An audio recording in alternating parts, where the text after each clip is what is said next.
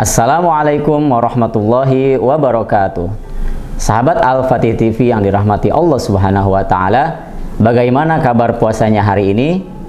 Semoga kita senantiasa diberikan kelancaran dan kemudahan dalam menjalankan ibadah puasa kita, sehingga puasa kita menjadi puasa yang berkualitas dan diterima oleh Allah Subhanahu wa Ta'ala. Amin ya rabbal alamin.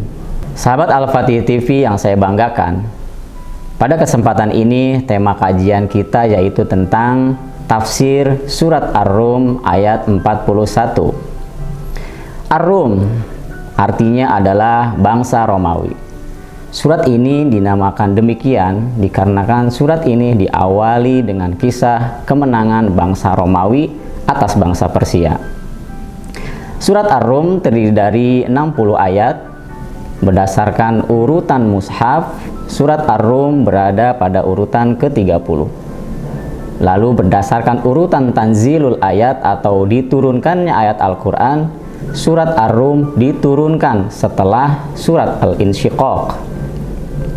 Kemudian surat Ar-Rum tergolong kepada golongan surat Makkiyah, yaitu ayat-ayat Al-Quran yang diturunkan oleh Allah Subhanahu wa Ta'ala di kota Mekah.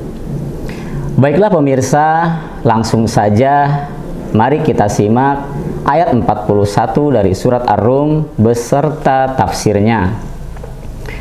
A'udzu billahi minasyaitonir rajim.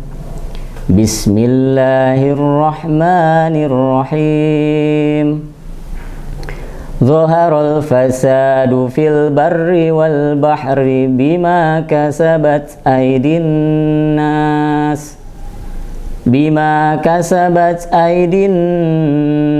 liyudhiqahum ba'dalladhi 'amilu la'allahum yarji'un.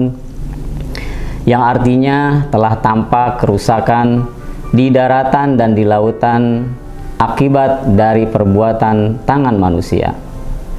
Allah menghendaki agar mereka merasakan sebagian dari akibat perbuatan yang mereka lakukan, agar mereka kembali kepada jalan yang benar. Sahabat Al-Fatih yang dirahmati Allah Subhanahu wa Ta'ala, ayat ini mengabarkan kita bahwasannya segala bentuk kerusakan yang terjadi baik di daratan ataupun di lautan sejatinya adalah akibat dari ulah tangan manusia itu sendiri.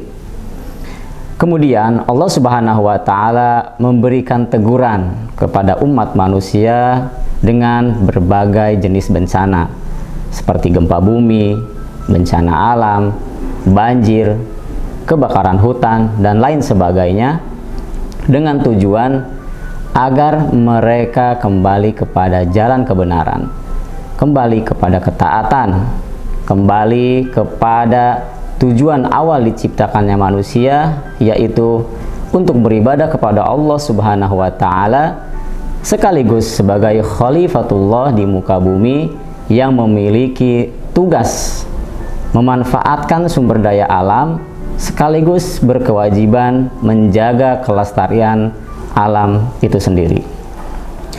Kata al-fasad dalam ayat ini artinya adalah segala jenis pelanggaran terhadap sistem yang Allah tetapkan. Kata al-fasad yaitu pengerusakan, bisa merupakan pencemaran terhadap alam sehingga alam tersebut tidak bisa lagi layak dihuni, atau pengerusakan alam sehingga alam tersebut sudah tidak bisa lagi dimanfaatkan. Contoh dari kerusakan yang ada di daratan yaitu kerusakan ekosistem hutan akibat dari penebangan liar. Kemudian contoh kerusakan di lautan adalah rusaknya biota laut akibat dari sampah yang berserakan di lautan. Terlebih percobaan senjata nuklir yang sangat mematikan dan merusak ekosistem di lautan. Kemudian dalam kategori al-fasad juga, yaitu segala bentuk perbuatan zalim umat manusia seperti perampokan, pembunuhan, perompakan, peperangan, pemberontakan, dan lain sebagainya. Sahabat Al-Fatih TV yang saya banggakan, dalam kitab Tafsirul Maraghi karya Syekh Ahmad Mustafa Al-Maraghi, beliau menyebutkan bahwasannya ayat 41 ini adalah isyarat telah terjadinya berbagai kerusakan di daratan dan di lautan akibat dari berbagai kezaliman umat manusia, seperti peperangan, penyerangan-penyerangan pasukan, pesawat-pesawat tempur, kapal selam, dan lain sebagainya. Hal ini termasuk kategori kezaliman karena manusia tidak bisa mengekang hawa nafsunya. Kemudian Allah Subhanahu wa Ta'ala menimpakan bencana kepada umat manusia dikarenakan kezalimannya agar mereka kembali kepada jalan kebenaran. Kemudian diperkuat oleh tafsir As-Sa'di. Beliau menyebutkan bahwasannya Allah Subhanahu wa Ta'ala adalah zat yang maha penyayang. Karena Allah Subhanahu wa Ta'ala hanya menimpakan sebagian saja dari akibat buruk perbuatan manusia. Karena jika Allah berkehendak membalas semua perbuatan buruk umat manusia, tentu saja tidak akan tersisa lagi di bumi ini satu orang pun dan bahkan satu binatang pun.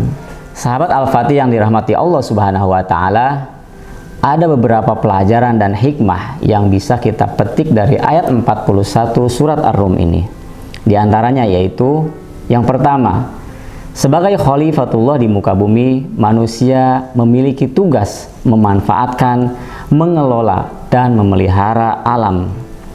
Yang kedua, bahwasannya keserakahan manusia mengakibatkan kerusakan dan kesengsaraan kepada manusia itu sendiri.